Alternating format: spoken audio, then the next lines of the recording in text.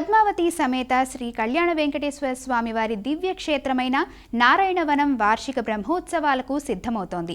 ఈ నెల 28 నుండి జూన్ 5వ తేదీ వరకు అత్యంత వైభవోపేతంగా నిర్వహించనున్నారు. మే 27న సంప్రదాయబద్ధంగా అంకురార్పణ కార్యక్రమంతో ఉత్సవాలకు శ్రీకారం చుట్టనున్నారు. శ్రీ పద్మావతి దేవి అవతరించిన పవిత్ర స్థలంగా నారాయణవనం ప్రసిద్ధి చెందింది. ఆకాశరాజు పుత్రకామేష్టి యాగ సమయంలో స్వర్ణహలంతో భూమిని దున్నుతుండగా పద్మంపై వెలిసిన దివ్య శిశువును కనుగొని పద్మావతి అని నామకరణం చేశారు.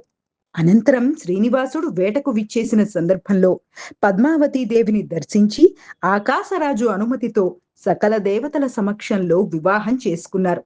ఆ దివ్య కళ్యాణ ఘట్టానికి చిరస్మరణగా ఆకాశరాజు నారాయణవనంలో ఈ ఆలయాన్ని నిర్మించారు.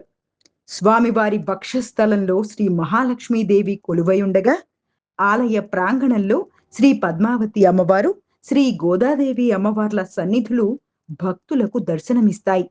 అలాగే శ్రీ కోదండరామస్వామి, శ్రీ రంగనాథ స్వామి, శ్రీ రాజమన్నార్ స్వామి ఉపాలయాలు ఈ క్షేత్ర మహిమను మరింత పెంచుతున్నాయి.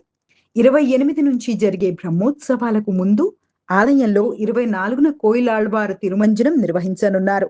ఆలయ ప్రాంగణము, గోడలు, పైకప్పులు, పూజా సామగ్రి తదితరాలను పవిత్ర జలాలతో శుద్ధి చేస్తారు.